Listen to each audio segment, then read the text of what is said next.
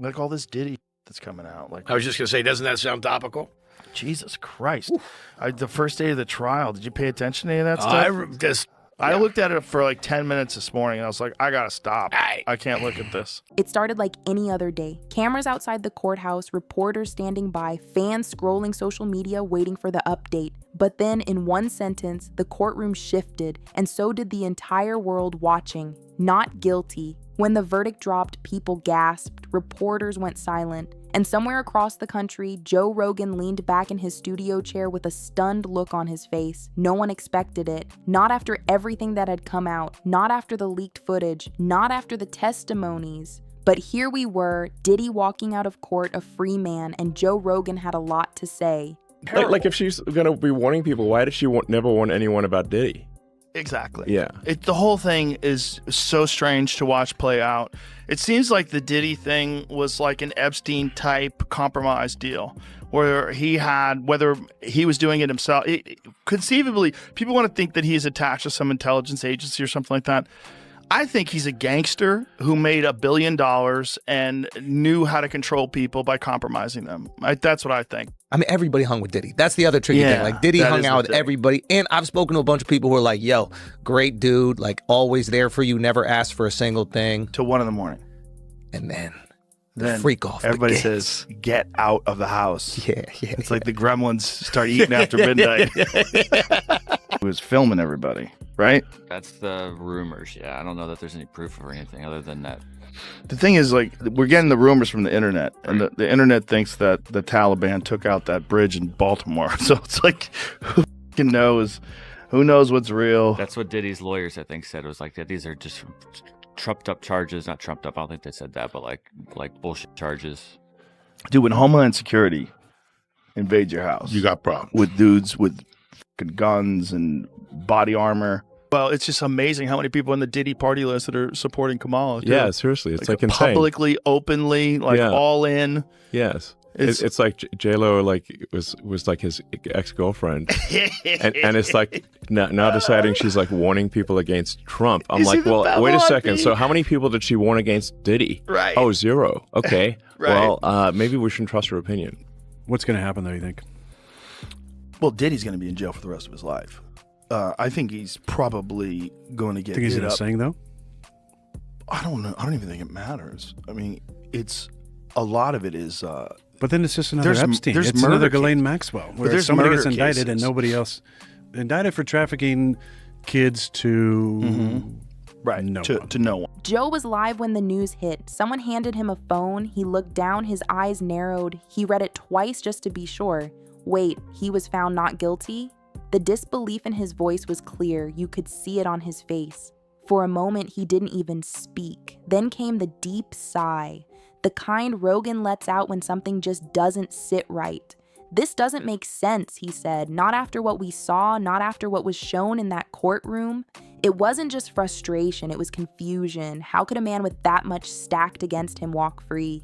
Before the verdict, one piece of evidence had captured everyone's attention. The surveillance footage from one of Diddy's private parties. What was supposed to be a night of celebration looked more like a controlled set. Guests were quiet, rigid, watching their backs. Phones were taken. Contracts were signed. Smiles were forced. Joe Rogan had seen the clip before it aired in court. He'd talked about it on a previous podcast, calling it one of the most unsettling things he'd ever seen tied to the entertainment industry. It's not what people think it is, Joe warned. This isn't a party, it's a performance, and everyone in the room is playing a role they were told to play. Now, with the verdict in, that footage meant something even more alarming. It meant that all of it, every awkward look, every forced laugh, every tight-lipped guest would be brushed aside. Joe took the opportunity to talk about something bigger than the trial. He called out the unspoken code in Hollywood: stay quiet or pay the price. How many people went to those parties and saw the same stuff, Joe asked? And how many of them kept their mouths shut because Diddy was powerful? He talked about the pressure artists feel to play along.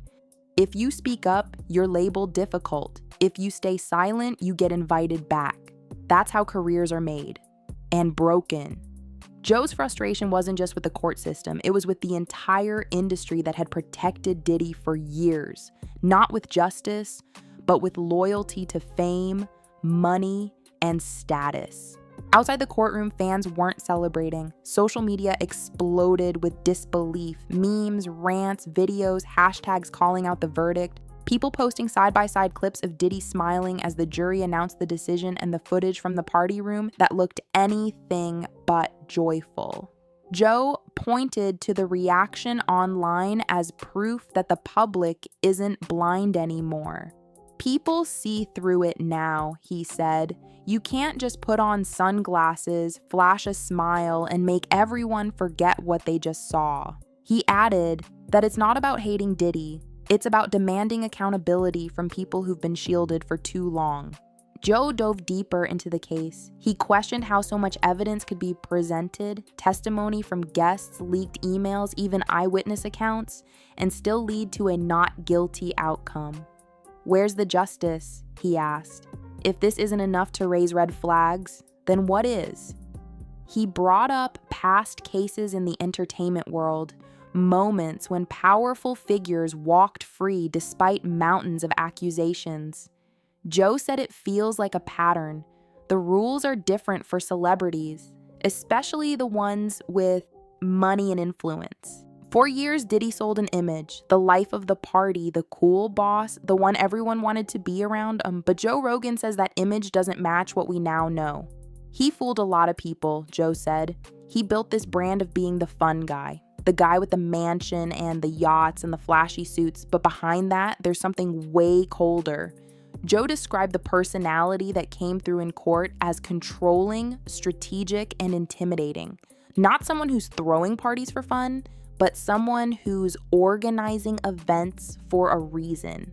After a long pause, Joe looked into the camera and made a powerful statement. This is why people don't trust the system, because the system lets the rich and famous do whatever they want. He said it's time for a change, not just in the courtroom, but in the industry. He called on artists, fans, and creators to stop idolizing fame and start asking harder questions. Being famous doesn't mean you're a good person, Joe said.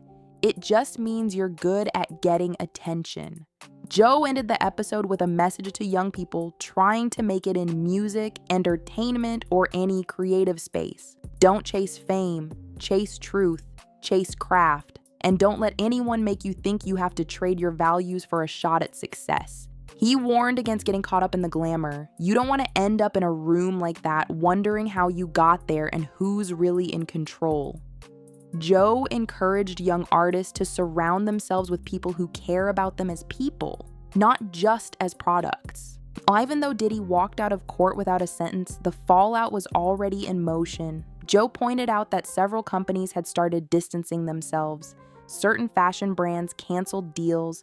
Music services quietly removed his name from curated playlists. Influencers deleted old posts.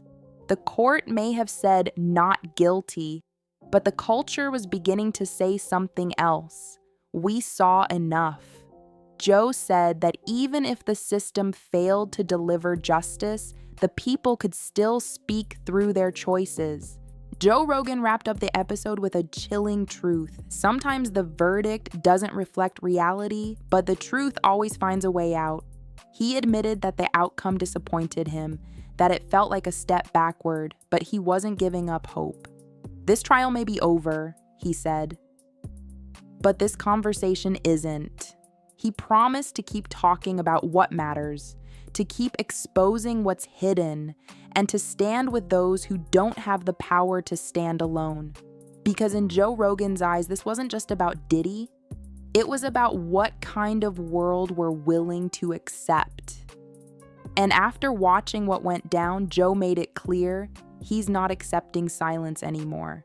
If you've been watching this story unfold and wondering what to believe, ask yourself, what did your gut say when you saw that footage? Because deep down, most people know the truth, even if the court didn't say it out loud. Make sure to like, comment, and share if you think justice should never be silenced. And remember, sometimes the most powerful voice is the one that refuses to stay quiet.